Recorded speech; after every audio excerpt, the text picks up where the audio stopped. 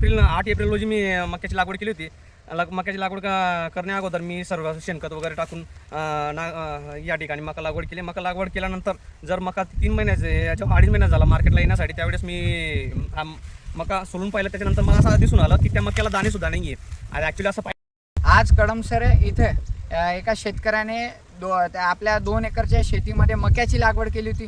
Sweet corn ॲडव्हान्टा या व्हेरिएशनचं त्यांनी पीक लावलेलं होतं. परंतु जर का आपण बघितलं की या 2 एकराच्या या संपूर्ण प्लॉटवरती या मक्याच्या शेतकऱ्याचं अक्षरशः त्याच्या डोळ्यात धूळफेक करून या कंपनीने या व्हेरिएशनच्या माध्यमातून त्या शेतकऱ्याची लूट झाली. आपण जर का बघितलं तर मका हा अत्यंत दयनीय अवस्थेत आहे. त्यामधून त्या शेतकऱ्याचं 3-3.5 लाखपर्यंतच्या अंदाजाने एवढं नुकसान झालेलं आहे. याबाबत त्यांनी तालुका कृषी अधिकारी यांना देखील तक्रार केली. आम्ही देखील शिरपूर फर्स्टच्या माध्यमातून त्यांना निवेदन करणार आहोत. याआधी पण आपण बघितलं तर शिरपूर तालुक्यातल्या वाडी येथे देखील शेतकऱ्यांच्या कापसाच्या व्हेरिएशनमध्ये असाच प्रकार झाला.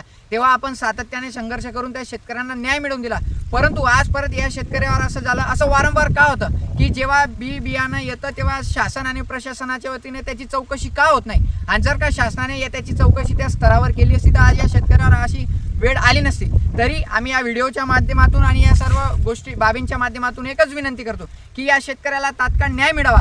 आणि असा कोणती कंपनी आहे, असा कोणता बियाण्याची कंपनी असेल तर तात्काळ त्यांच्यावरती चौकशी करून त्या कंपनीला ब्लॅकलिस्ट करून त्यांना मार्केटमध्ये विक्री करू देऊ नये. कारण की आज एका शेतकऱ्याची नाही, असे असंख्य शेतकरी आहेत, परंतु अशिक्षित असल्यामुळे त्या काही गोष्टी बाहेर येऊ शकत नाही.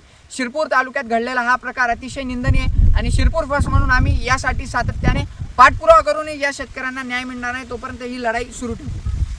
शेत होता नितीन मराठे ॲडव्हान्टा नावाचं सिटकॉन मका लावला होता. मक्याला एक बी दाणा नाही. आतापर्यंत 3 महिन्याची लागवड होऊन गेली. पूर्ण 2 एकरचा प्लॉट आहे. 2 एकरच्या प्लॉटमध्ये एक पण दाणा नाही. समोरच्या